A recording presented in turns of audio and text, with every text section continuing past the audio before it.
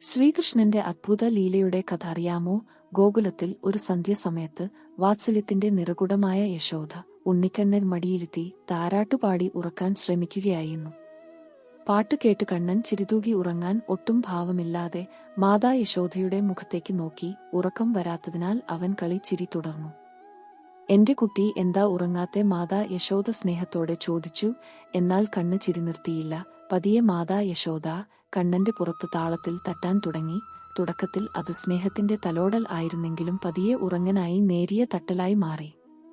കണ്ണൻ മനസ്സിൽ വിചാരിച്ചു, ഇതുവരെ എന്റെ ലീലകൾ ആസ്വദിച്ച് ഇരിക്കുകയായിരുന്നു യശോദാമ്മ. പെട്ടെന്ന് ഇപ്പോൾ എന്തിനാണ് നമ്മെ അടിക്കുന്നത്?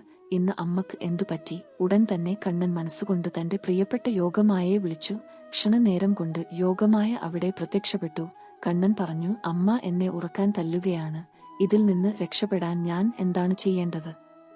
"കണ്ണാ, അടികൊള്ളാതെ രക്ഷപ്പെടണമെങ്കിൽ നീ നിന്റെ കണ്ണുകൾ അടച്ചോളൂ.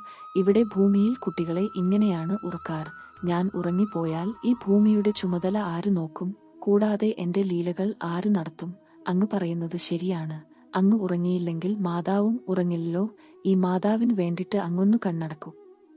ഈ ഭൂമിയിൽ ഒരു കൊച്ചുകുട്ടിയായി ജീവിക്കുന്നത് എത്ര കഠിനമായ കാര്യമാണ്. കണ്ണാ, അങ്ങേക്ക് ഉറങ്ങാൻ കഴിഞ്ഞില്ലെങ്കിൽ ഉറങ്ങുന്നതായി അഭിനയിക്കാൻ എങ്കിലും കഴിയുമല്ലോ." ഈ ബുദ്ധി ഉപദേശത്തിൽ കണ്ണന്റെ മനസ്സ് നിറഞ്ഞു.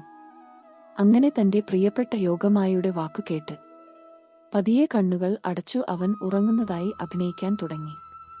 ശാന്തമായി കണ്ണുകൾ അടച്ചു കിടക്കുന്ന ഉണ്ണിയെ കണ്ട് യശോദയ്ക്ക് സമാധാനമായി. സ്നേഹത്തോടെ ഉണ്ണിക്ക് ചുംബനം നൽകി. പക്ഷെ പുറമെ ശാന്തമായ ഉറക്കത്തിൽ എന്നപോലെ കിടന്ന ആ കൊച്ചു കണ്ണന്റെ കണ്ണുകൾക്കുള്ളിൽ പ്രപഞ്ചത്തിന്റെ മുഴുവൻ സൃഷ്ടികളും ലീലകളും ഒളിപ്പിച്ചിരുന്നു.